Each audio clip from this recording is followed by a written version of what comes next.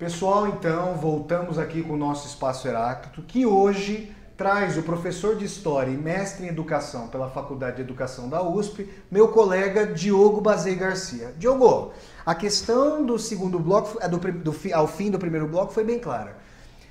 Nós temos, você mostrou a noção de crise do grande sujeito mediada pelo filósofo francês, o Dufour. Você trouxe a noção de que para esse filósofo, no qual você se embasa, para fazer suas discussões sobre educação, sobre crise da autoridade, você mostrou que para esse filósofo existe justamente uma perda da mediação da autoridade quando essa figura do grande sujeito se esvai. Nós trouxemos isso para a realidade brasileira, que obviamente é muito distinta da realidade francesa, e percebemos que a escola, como você estava colocando ao fim do primeiro bloco, não faz esse papel de tentar construir mediações de sujeito para que esses alunos possam se colocar com as suas vozes. Só que aí, no contexto, nos entornos, que na verdade, obviamente, entram dentro da escola, a gente sabe que não fica uma separação clara, na verdade é uma coisa permeada, os entornos de privação e de estruturação de instituições tidas como marginais, esses entornos criam sujeitos. Você diria que a escola tem condições de competir com esses sujeitos dos entornos? E eu perguntaria mais, quem são esses sujeitos? Do jeito que a coisa está estruturada hoje, não tem condição, né? Claro. Hoje o professor não consegue lidar com essa situação, ele não tem formação, não tem capacidade de enfrentamento, né? Por exemplo, com os traficantes, né? Com toda essa estrutura marginal, criminosa, que enfim, estão ali nos arredores e que captam esses alunos que estão à deriva. Como é que você, professor, ali na sua experiência docente, como é que você percebe que a figura do professor e da mediação da escola não faz sentido, muitas vezes, na vida de um estudante da periferia da cidade de São Paulo? Então, a questão é complexa. Na verdade, assim, começa, por exemplo, pela matriz curricular. A matriz curricular que vem de cima para baixo... Vem da Secretaria Municipal de Educação. Municipal, ou estadual, claro. Estadual, do Ministério da Educação, enfim. Essa matriz que vem, ela não tem o menor sentido para os estudantes. Em que você diz que ela não dialoga com os estudantes? Por exemplo, a gente, na questão de história, você vai falar sobre a Revolução Francesa, ou a Revolução Industrial, ou qualquer coisa do tipo. A Revolução Francesa, você tem o início ali da cidadania moderna, da democracia moderna, enfim. Ela tem por si só, ela tem todo sentido. Mas para aquela criança que não enxerga isso no dia a dia, se você não conseguir fazer essa mediação entre a realidade dela com aquele conteúdo que você está trazendo, ela não tem sentido. E se não tem sentido, ele não reconhece o professor como uma autoridade. Me traz um exemplo para nós práticos do qual você parte para tentar fazer a contextualização de uma privação pela qual essas crianças têm que passar. Porque eu falo crianças porque o Diogo está dando aula para o Ensino Fundamental 2. Diogo, traz um exemplo para nós do qual você parte para fazer a mediação e chegar a essas questões de contextualidade histórica. Sim, por exemplo, aquela comunidade que eu trabalho não tem saneamento básico, né? Você tem um córrego que corta a escola e que na verdade é um esgoto, né, a céu aberto.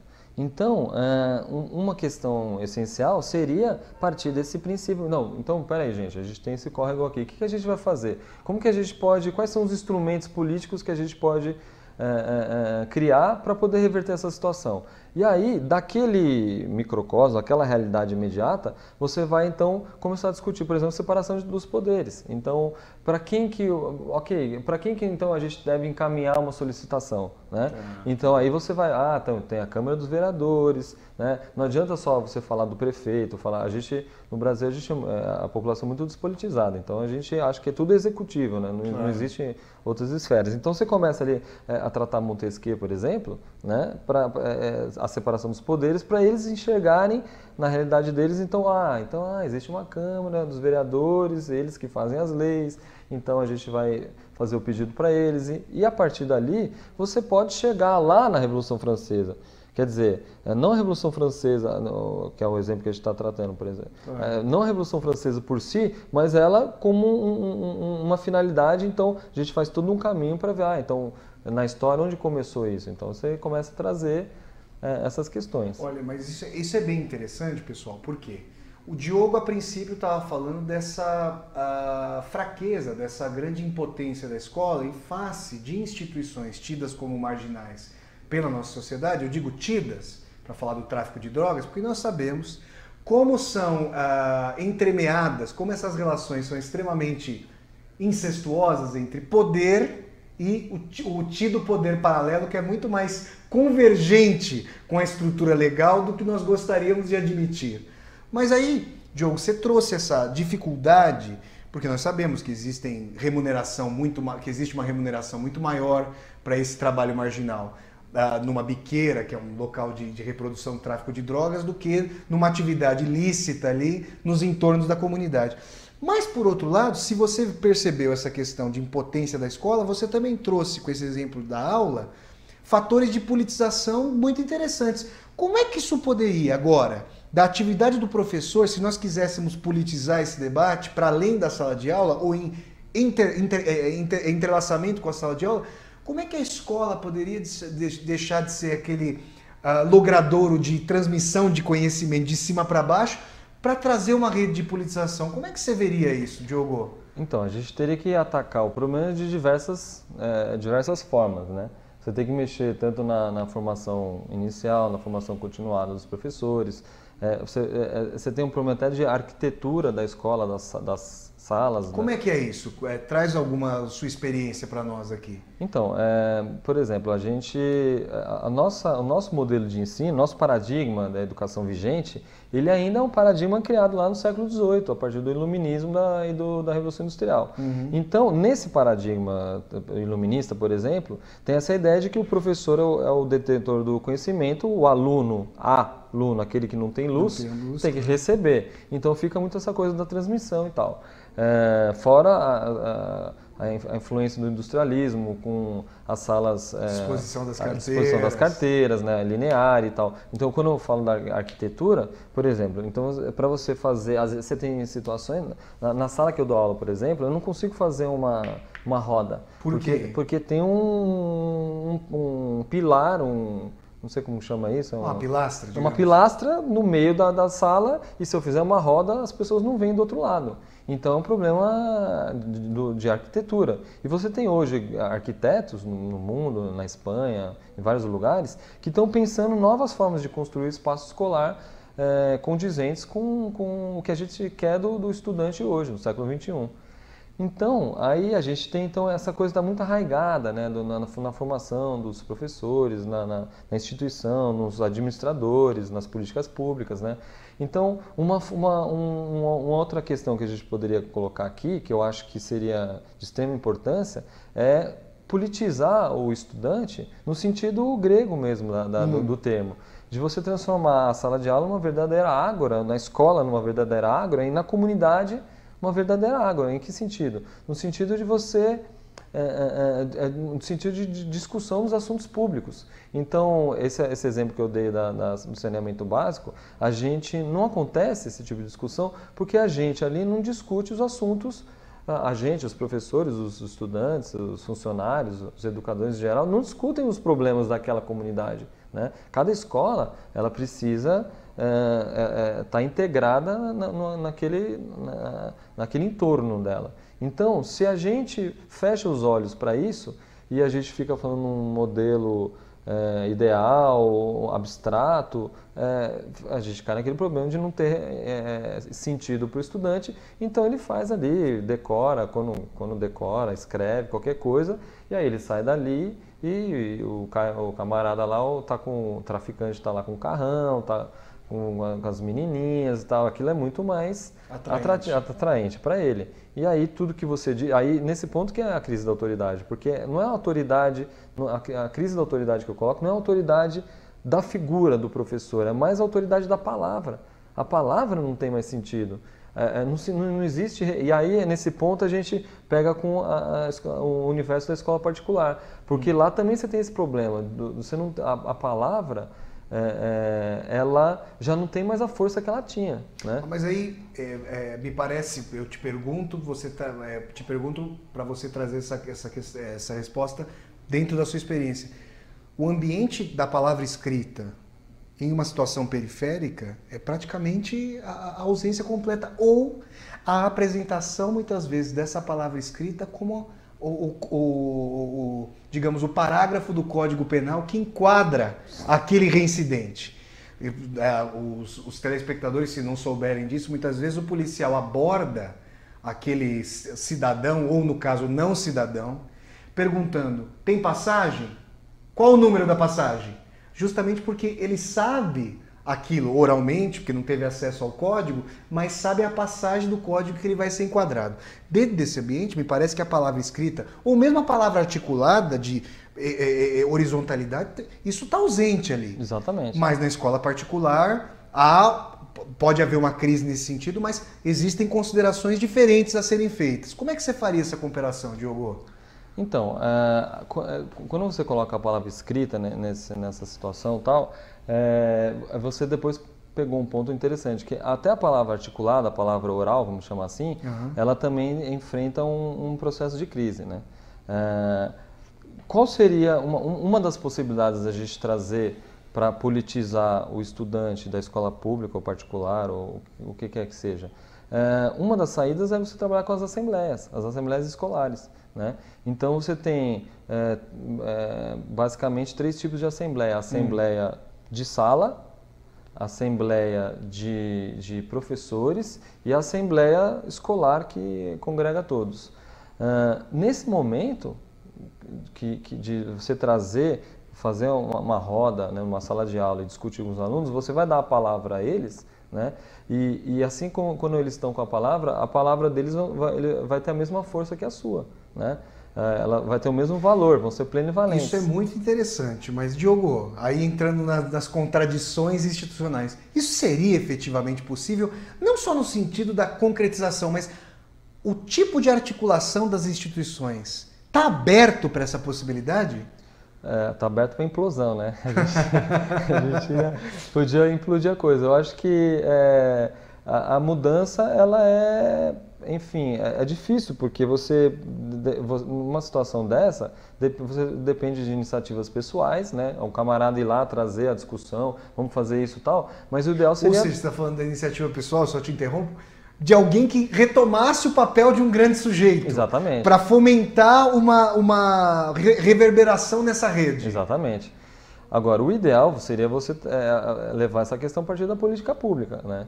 E aí você depende da boa vontade dos nossos administradores, que muitas vezes estão completamente distantes daquela realidade, não pisam se é que foram professores, não pisam numa sala de aula há 20 anos, 30 anos, e tem todas as jogadas políticas e tal, enfim, aí fica mais complicado. Mas o ideal seria você trazer isso como política pública, no sentido de fazer a formação continuada, que é o que cabe às secretarias de educação, fazer a formação continuada desses professores visando esse procedimento. Então, pega aqui os professores, pega os coordenadores, faz a formação com eles, pega os professores, vamos discutir a assembleia, vamos montar uma assembleia, primeiro vamos apresentar o que é a assembleia. Os professores não conhecem o que é a assembleia.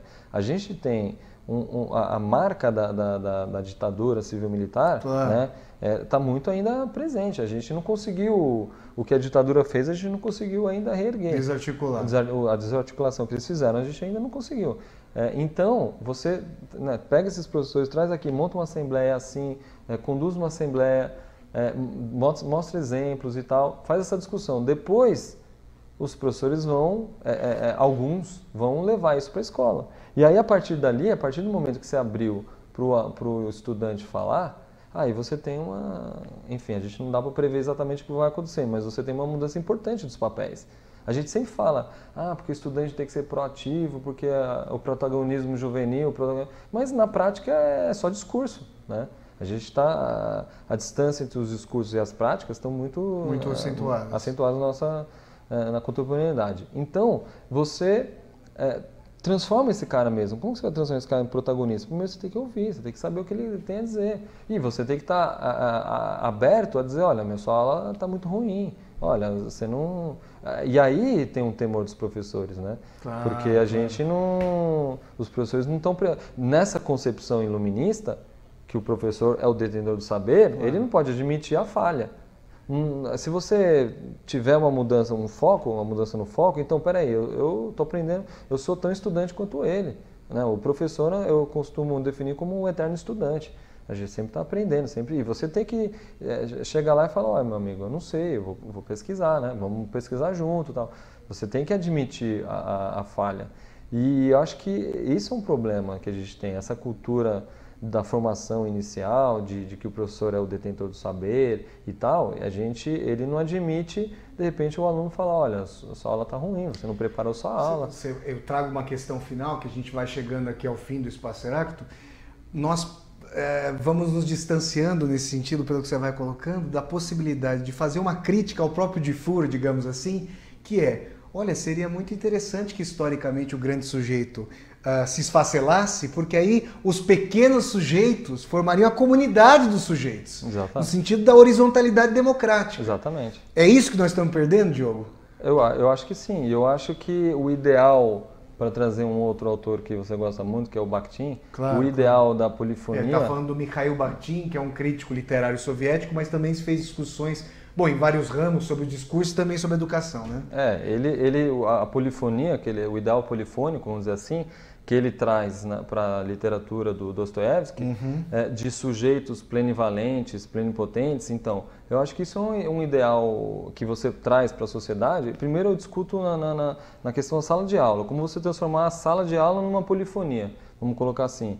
E aí você expande isso para a sociedade, né? É como você dar voz aos sujeitos e que essas vozes sejam, que é o conceito de zegoria na democracia ateniense, né? Que são os sujeitos têm o mesmo valor na voz. Olha, pessoal, vocês sabem, obviamente, que esse debate ele poderia continuar, como só ia acontecer aqui com todos os debates do Espaço Heráclito, mas percebam que a fala do Diogo é muito interessante porque, diferentemente de considerações mais micrológicas de autores... O Diogo parte de um autor pós-moderno, mas a concepção dele percebe a escola na sua potencialidade e na sua impotência diante da totalidade.